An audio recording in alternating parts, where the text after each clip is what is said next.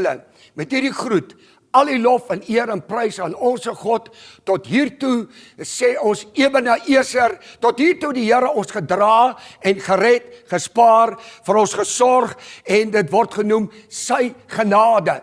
Hy het betaal, sodat u en ek kan in 'n oorwinning lewe deur die bloed van Jesus Christus. Hy wil net hê u en ek moet hom bly glo en om aanhoudend die lof en die eer en die dank gee. Dit is wat genade beteken. Nou, kan ek u vra dat ons bietjie ons diensorde so bietjie gaan verander op hierdie Sondag, die 28ste Junie. Maar ek wil net vir u groet met hierdie teksvers wat u nou daar sien. Kyk 'n bietjie waarom ek spesifiek sê ek praat met die lidmate van Woord en Lewe gemeente. En vanuit hierdie gemeente mag die Here sy gemeente, u gemeente gebruik om ander gemeentes te seën, maar ons almal wat wil luister, u is so hartlik welkom.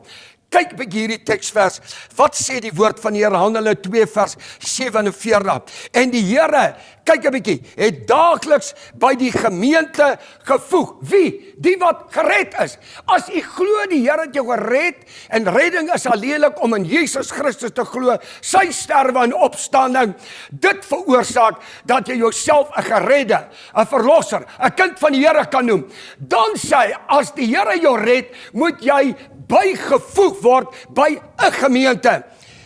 Woord en Lewe lidmate, as jy glo die Here het jou bygevoeg, bly saam met ons, en ons bid en glo vir al die ander gemeentes. Mag ek jy vra, op hierdie Sondag mag ons diensorde 'n bietjie verander, want ons gaan eers die woord bedien, en daarna vanuit die woord gaan ons saam aanbid en lofprysinge gee aan ons God, wat werd is, want al die eer, die lof, die prys en die dank kom aan hom toe. Maar net voordat ons bid en die woord bedien, kan ek net weer wys, die Here seën en beloon u gemeentelede en almal wat so getrou bly gee vir hierdie kerk en ander lidmate by ander kerke, gee vir u gemeente waar die Here jou bygevoeg het. Ons moedig mekaar aan met hierdie skrifte. Kyk 'n bietjie in 2 Korintiërs 8 vers 1 skryf Paulus eintlik daai hele hoofstuk 8 en hoofstuk 9, wil hy hulle bewus maak van hoe die Here vir sy mense sorg. Want jou geld is saad. As jy dit gee vir die Here se werk, saai jy. Dan moet jy verwag 'n oes. Dis waarom hy begin praat van die eerste vers in 2 Korintiërs 8 vers 1. Ons maak julle bekend die genade van God wat aan die gemeente van Macedonië geskenk is. So is daar in hierdie gemeente Woord en Lewe se lidmate, ons ervaar die genade van God en ons bid so op al die ander Christelike gemeentes. Dis God se genade, maar kyk, as jy glo in God se genade, dit is wat dit voortbring. Dan gaan hy aan in 2 Korintiërs 8 vers 2, dat hierdie gemeentes het onder baie beproewinge, soos wat ons gaan deur 'n onbeskryflike beproewing, het hulle steeds deur God se genade, hulle oorvloedige blydskap. Moenie dat die duiwel jou blydskap steel nie, want hoekom is ons steeds bly? God is ons sorg. As jy glo hy is jou sorg, dan sê hy in hulle beproewing, oorvloedige blydskap, by julle diepe armoede. Mense, ons glo, ons gaan deur hierdie ding. Die vyand steel van ons, maar ons verbly ons in die Here. Hy sal steeds vir ons sorg. Maar in hulle beproewing, en terwyl hulle min gehad het, het hulle voortbly glo aan die woord in 2 Korintiërs hoofstuk 8 vers 2 sê, was hulle nog steeds oorvloedig was in hulle ryke milddadigheid. Ryke om te gee, want hulle weet, alles kom van die Here af, 'n gedeelte moet jy daarvan gebruik as saad wat jy saai, jy gee jou 10de by die gemeente waar die Here jou bygevoeg het. En kyk net hoe dat hierdie mense het so geglo in saai en maai, dat in 2 Korintiërs 8 vers 4, Paulus het gevoel, maar julle gaan nou deur verdrukking. Lidmate, ons weet, julle gaan deur groot beproewing, maar moet nooit ophou saai nie. Kyk, hierdie mense het God se genade verstaan, gesmeek dat ons hulle gawe moet ontvang. Partykeer voel 'n mens, ons mense kry nou swaar, moet ons nog steeds hulle gawes ontvang. Dis een my behoud. Hierdie gemeente, Here sorg vir sy gemeente, maar hierdie gemeente bly saai. Bly 'n saaier, wat God verskaf saad aan 'n saaier. Mag ons nou eers saam bid en dan bring vir u die woord. Vader, ons loof en eer u vir hierdie besondere dag. Ek dank u vir die genade van God wat oor hierdie gemeente is. So bid ons dit ook oor al die ander gemeentes, Vader. Dis u genade wat ons in hierdie beproewing sal deurdra. En dank u, Vader, dat u nou mense se harte oopmaak, dat hulle luister na die woord, dat hulle diep getref word aan hulle harte, en u sal u woord bevestig deur wonders en tekens in Jesus se naam. Amen.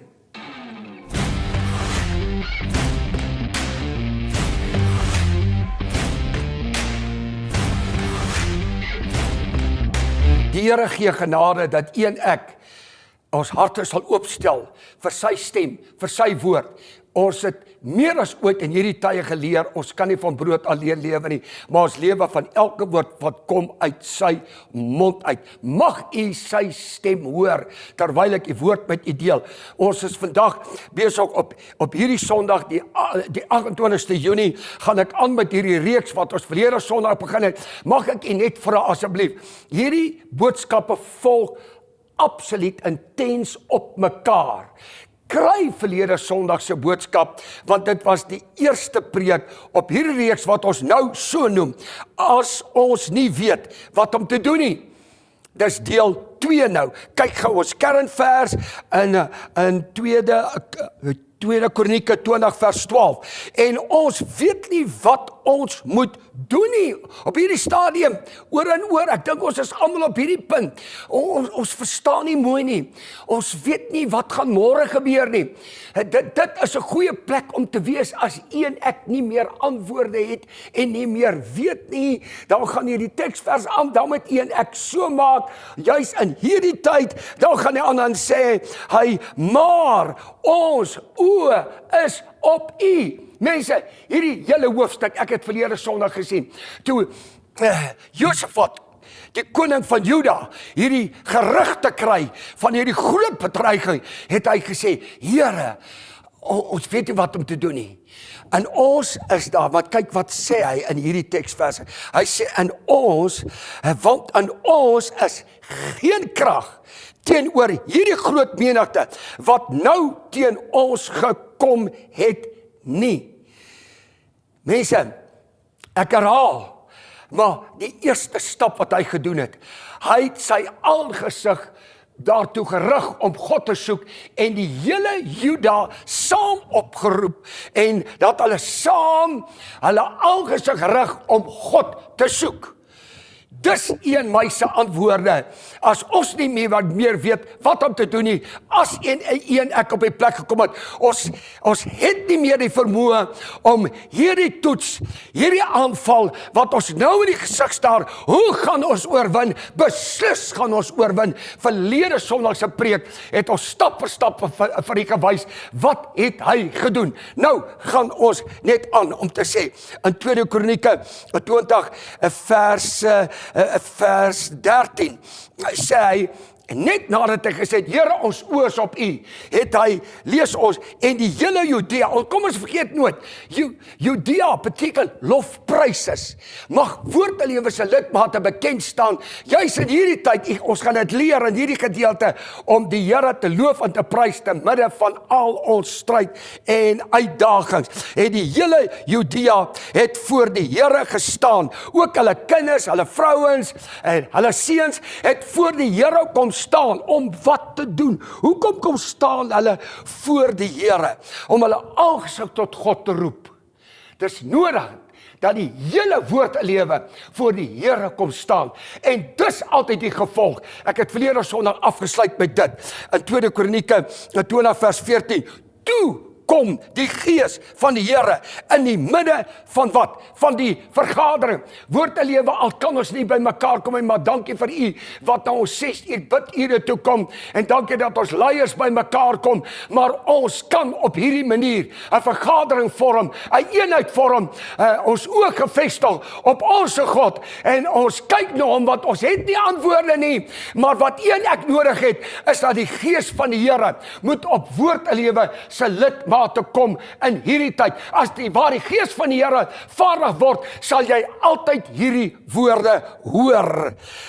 Dan sê hy, vers 5 sê, wees nie bevrees nie of verskrik vanweë hierdie groot menigte. Ek het gesê verlede son, is menslik om bevrees te wees. Maar hoor wat sê die Here, moenie in hierdie tyd vrees nie, want ek het mos ons aangesig weggedraai van hierdie storms, hierdie geweldige aanslag teen ons, en ons het ons aangesig nou na God toe gerig, en hy sê vir een van my, moenie bevrees wees nie, want hy wil altyd vir jou hierdie woorde sê, in 2 Kronieke 20 vers 15, want die stryd is nie julle saak nie, maar die saak van God. Wanneer word u en my stryd?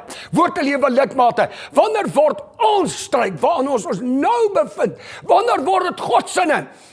Luister verlede Sondag se preek, want hulle het 'n proses gevolg, en toe gebeur het, die gees van die Here word vaardig, en ek gaan altyd sê, moenie vrees nie, want ek is met julle, as God met ons is, wie kan ooit teen jou wees? Hy stry vir jou, maar kom ons kyk vervolgens, wanneer ons 'n eenheid vorm, dan sê in vers 16, in 2 Kronieke 20 vers 16, trek môre af teen hulle.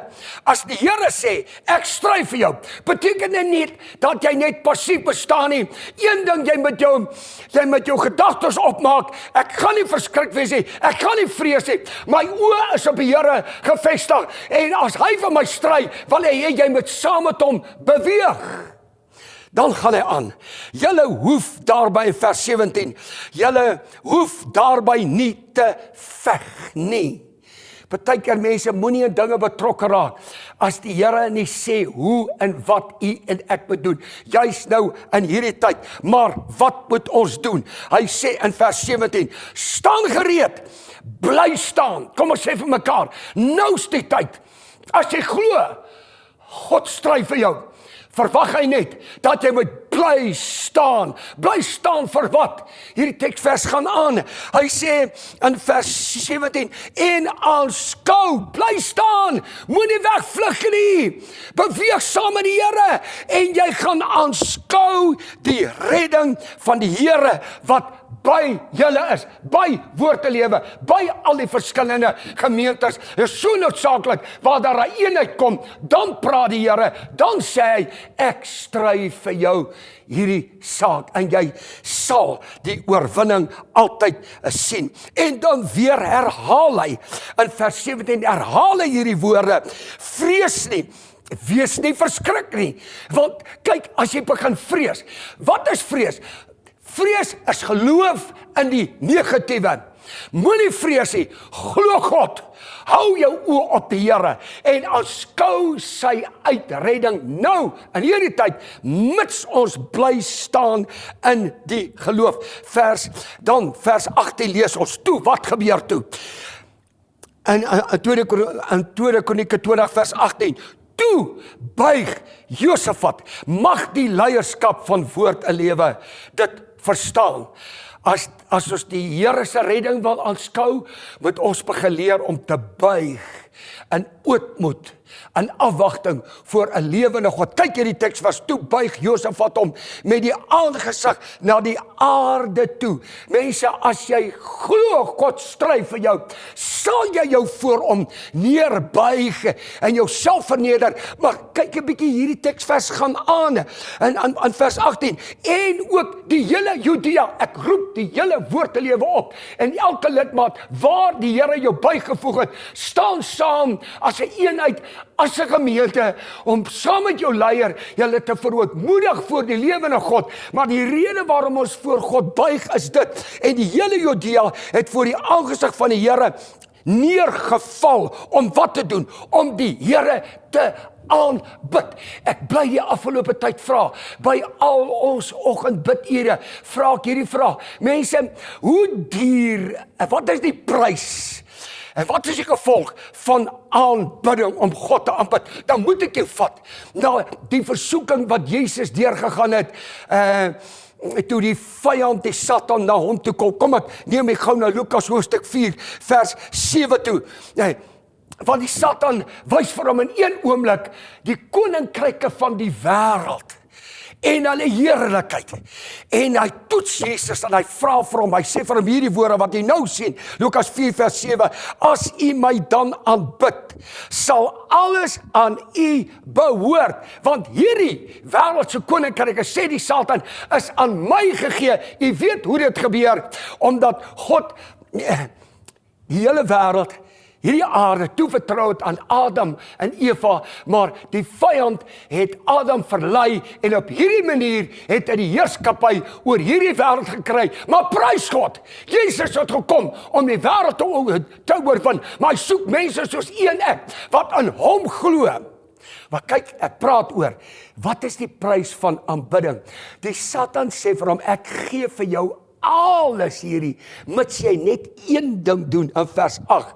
Hy sê vir hom, as jy my dan aanbid, Matteus 4 vers 9 sê, as jy voor my neerval en my aanbid, is die gevolg, dan gee ek vir jou alles. Mense, dit vra 'n dierprys om God te aanbid. Maar as jy God glo, sal jy hom aanbid en jy sal terug ontvang uit sy hand uit. Kyk 'n bietjie, dan antwoord die Here hom, hy waarsku u en my, die Here jou God moet jy alleen aanbid en hom alleen dien. Ek vra u mense, kom ons kry ons oë op die Here, kom ons aanbid hom, en as gevolg van ons aanbidding en ons selfvernedering voor die Here, gaan die Here vir ons groot goed gee. As die Satan bereid was om vir 'n bietjie aanbidding so baie te wil gee, hoeveel te meer ons God as ons hom aanbid. Want as jy God glo, sal jy buig, sal jy hom aanbid. Maar dan ook, en dan gaan ons terug na 2 Kronieke 20 vers 19 toe, maar dan ook, terwyl jy neergebuig het, moet ons ook opstaan. Kom ons kyk 'n bietjie. Het opgestaan om wat te doen? Om die Here, die God van Israel, die God van Woord en Lewe, die God van al die gemeentes waar u ook al aanbid. Mense, as ons neergeval het aan ons self verneder, moet ons 'n punt bereik dat ons moet opstaan en geloof om wat te doen. Kyk, heb jy opgestaan om die Here, die God van Israel, met 'n baie, wat sê hy, met 'n baie groot stem te prys. Dis tyd dat u en ek aan volle oorgawe, nie net op 'n stil wyse nie, maar in die midde van baie, moet hulle ons stem ver kan hoor, moet ons die Here prys, want hy's werd dat u en ek ons stemme sal verhef tot sy eer toe.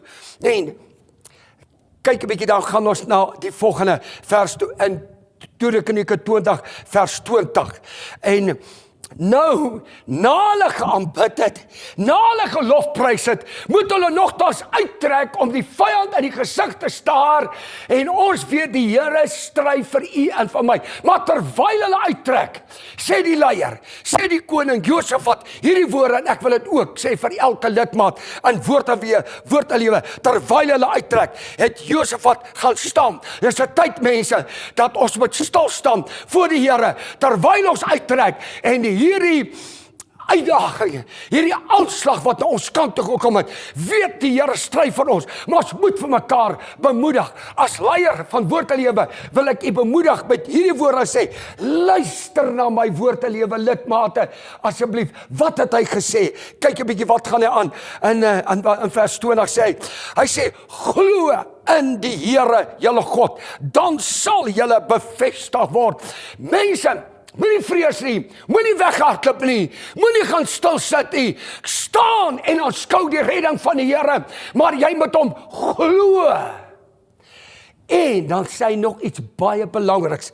Hy sê in 2 Kronieke 20 vers 20, glo ook aan sy profete, dan sal julle wat? Dan sal julle voorspoedig wees. Mag ek u waarsku? Daar's soveel profete wat nou praat. Mag die Here woord 'n lewe lidmate hierdie kudde in 'n eenheid bewaar. Luister mense, wie is die profete na wie u moet luister? Moenie na profete luister wat nie onder gesag funksioneer nie. Hoe lyk 'n Nuwe Testament? Waaraan word dit getoets of dit die Heilige Gees is wat praat? Kyk gou saam met my in 1 Korintiërs 14 vers 3. Maar hy wat profeteer, hy wat sê in die Nuwe Testament, so sê die Here, hy sê, spreek tot die mense woorde. Wat is soort woorde? Woorde van stigting en troos en bemoediging. Luister, as jy glo dat Jesus het gekome, nie om te oordeel nie, maar om die wêreld te red. God het hierdie wêreld so lief, mense. Moenie luister na profete wat sê, ondergang nie. Wees versigtig na wie u luister. Ware profete wat glo, die redding is in Jesus Christus, gaan jou vertroos, bemoedig en gaan jou opwek om te glo. Tot stigting gaan hulle praat. Josafat sê, glo in die Here julle God, glo aan die profetiese woorde wat die Here vir sy volk wil sê. Hy beplan nie vir jou onheil nie, mense. Kyk 'n bietjie in tweede Kronieke gaan ons terug na vers 20 toe. Toe beraadslag en volgende Sondag gaan ek aangaan met hierdie boodskap, wat so belangrik. Maar ek vra vir die mense, wees versigtig na wie u luister. Glo in die Here, glo in sy profetiese woord. God beplan nie vir jou onheil nie. Hy is die God wat die onheil afweer. Maar omdat hulle God geglo het, het hulle beraadslag en hulle het op die voorpunt, ek gaan daaroor praat. Dis nou nodig op die voorpunt van Woord te lewe, het hulle lofprysers gesit. Meer as ooit Woord te lewe met een ek, omdat ons God glo, sal ons nie swyg nie, sal ons die Here prys met 'n groot stem.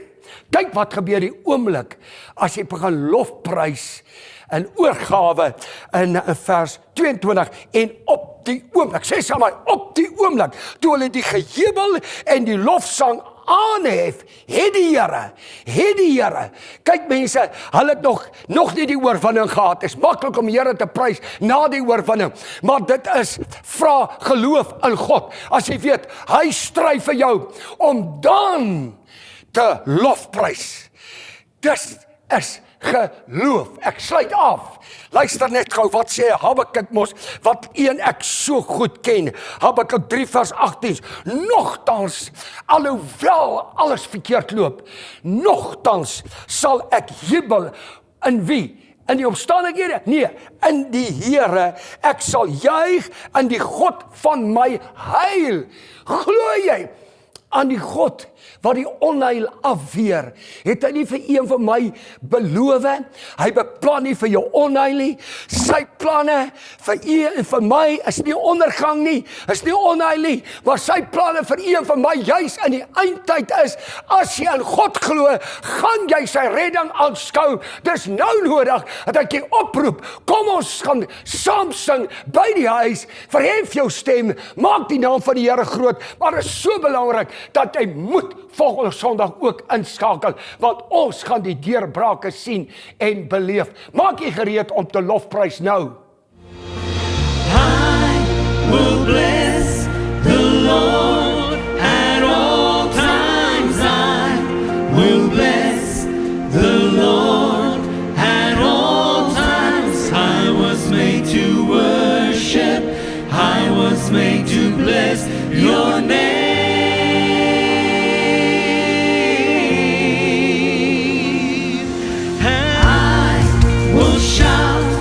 Your praise.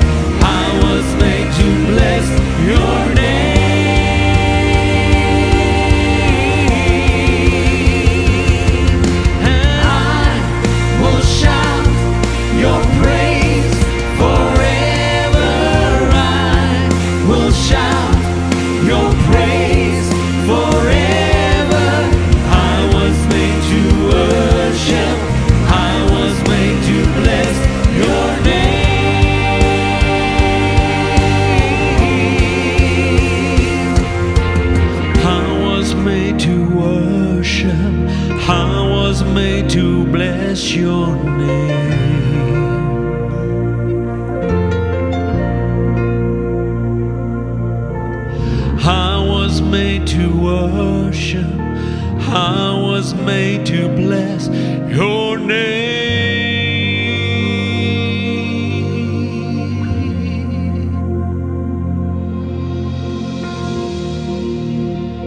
Oh, we worship you. Bless your name.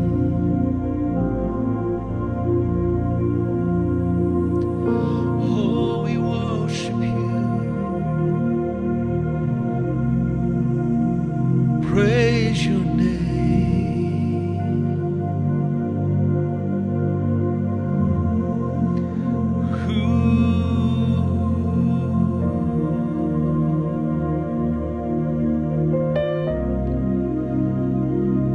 Worship you, Lord.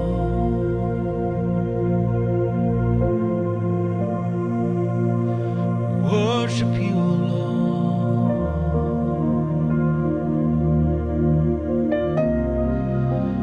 Worship you, Lord.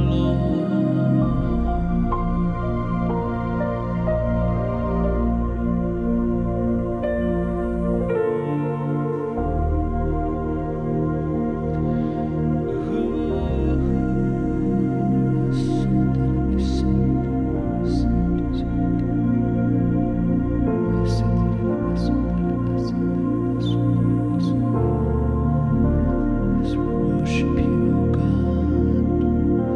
Worship you,